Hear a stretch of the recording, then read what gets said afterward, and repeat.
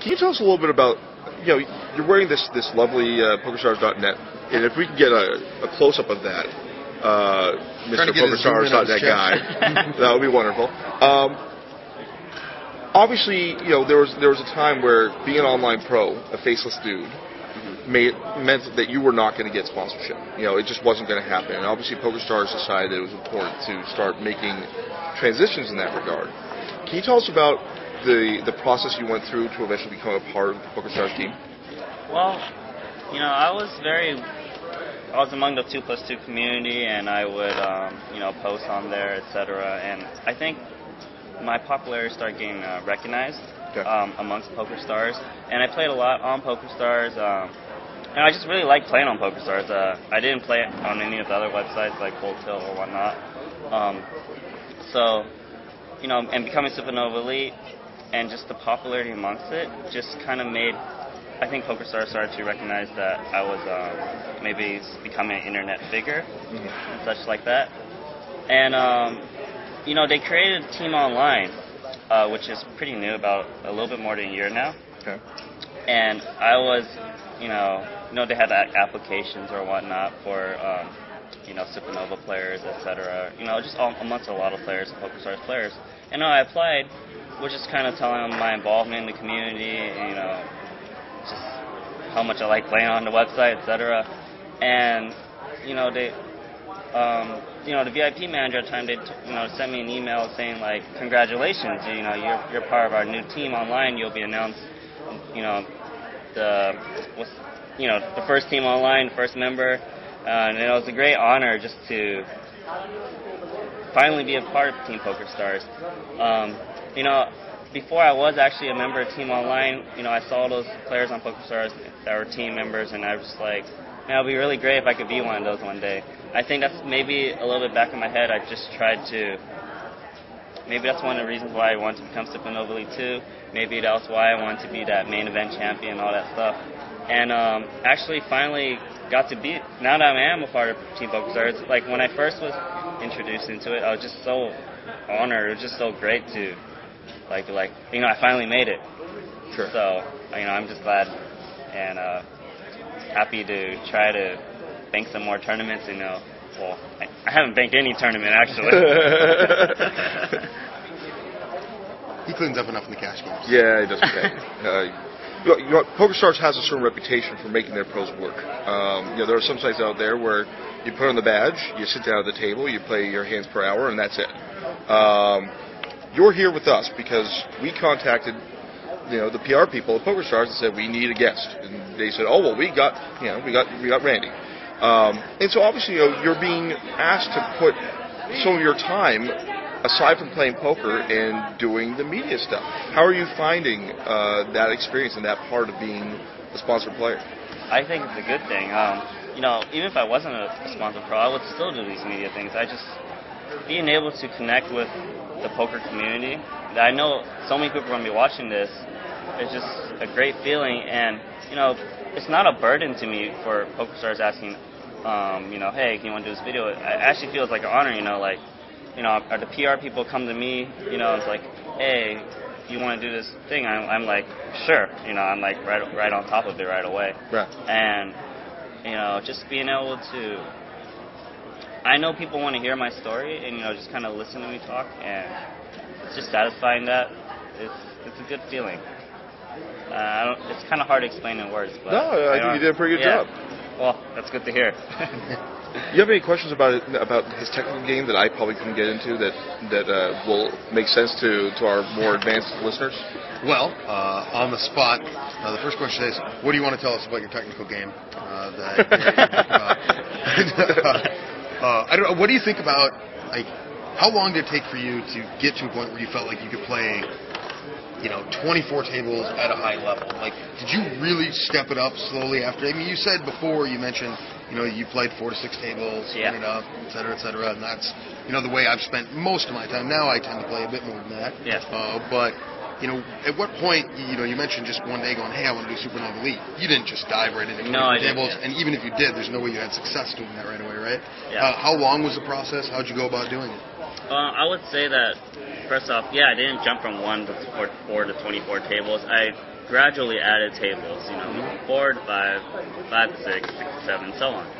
The reason I did that was because it's really hard to just jump from 4 to 24. For sure.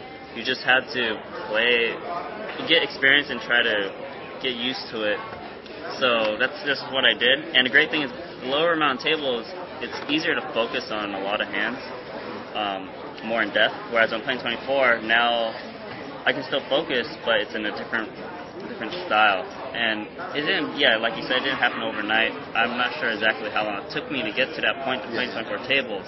But I definitely, right before, you know, before the year started, where they start the year, start collecting your VPPs, before then, maybe I'm imagining a couple months or something, you know, I probably was starting my training, you know, to get to that point. So how much do you think, and now, you know, do this up with, obviously you think that playing more tables, you know, is a better overall solution for you. Yeah. But how much do you think you are giving up, you know, per table by playing lots of tables? It's a pretty standard question for a guy like you, but, you know, I'd be happy to hear, you know, what you think about it. Plus, you're the kind of the expert about all this now. You've become that guy. So, you know, anything you've got. Let me see if I can brew up. No, I can't tell you exactly, like, oh, when I add one table, now I'm losing 0.2 big blinds, etc. But I would say that, yes, I am probably giving up something to focus, but you got to remember, there is a point when you're looking at your hourly rate, too. Of course. And, you know, while my most people, I would imagine, one tabling is going to be their highest win rate because they can focus most energy on it. But when you're playing more tables, even though your win rate will go down, you'll be able to, you know, win more money, etc., win more big blinds. So yeah, over time. Over so I probably do give up a little bit, but I kind of learned to play my tables together as one. So rather than thinking about it 24 separate games, I try to merge it all as one session. That way I don't have to think about it in terms of, oh, I add tables, I lose a little bit, a big blind per table. Now I'm like, this is just my whole game together. Especially because you're playing, I'm sure you're playing very often, you know, 10 of the tables with, you know, 3, 4, 5 of the same guys, right? Yep, that's right. So, you know, it is just kind of one ongoing session against those individual players. That's exactly right. Yeah, so it isn't what's happened at this table, it's what have he and I done recently. And, you know, the more similar stakes you play, and like on PokerStars, like 3, 6, 5, 10 are kind of the same players playing, etc. So, you know, you kind of group it all the same stakes. Whereas if I was playing one table 1 cent, 2 cent, and 5, 10, and 25.50, I might have trouble following each player. Yeah, that'd be a little bit crazy. It'd be fun to see. See you do like 8 tables of each of those and see how that goes. Do you end up shifting focus a lot to maybe a few specific tables, like when you play cross stakes? Like you've got 4, 5, 25.50s going, but that's all that's running at the time, and then you're filling in with the rest. Yeah. Do you put most of your energy into those I higher would games? say, I think it's just natural to put more energy in the game with the higher stakes. And plus, at higher stakes, the opponents tend to be stronger. You know, there's more so they're going to experience. require more energy. Yeah, right? require more energy, more focus. So, you know, I've got my 2 30-inch monitors. I would put that, you know, more in the center, those tables more in the center, and the ones on the off screen. Doesn't mean I don't pay attention, but I do pay more attention to those bigger games, probably, I'd imagine. Do you use Table Ninja, Hold'em Manager, all that kind of I stuff? use Table Ninja to help me, you know, click the time bank button. We'll get you a patch. I didn't know Table Ninja has patches, but I also use Poker Tracker 3. Okay. And I heard great things about Hold'em Manager, just never really got into it. Yeah, I have no real preference. I really just needed to track my results, really. So, guys, they're about to start a tournament here, so I want to start wrapping this up. No problem. I want to do that through 3 steps. First of all, I want you to tell us everything that you are promoting.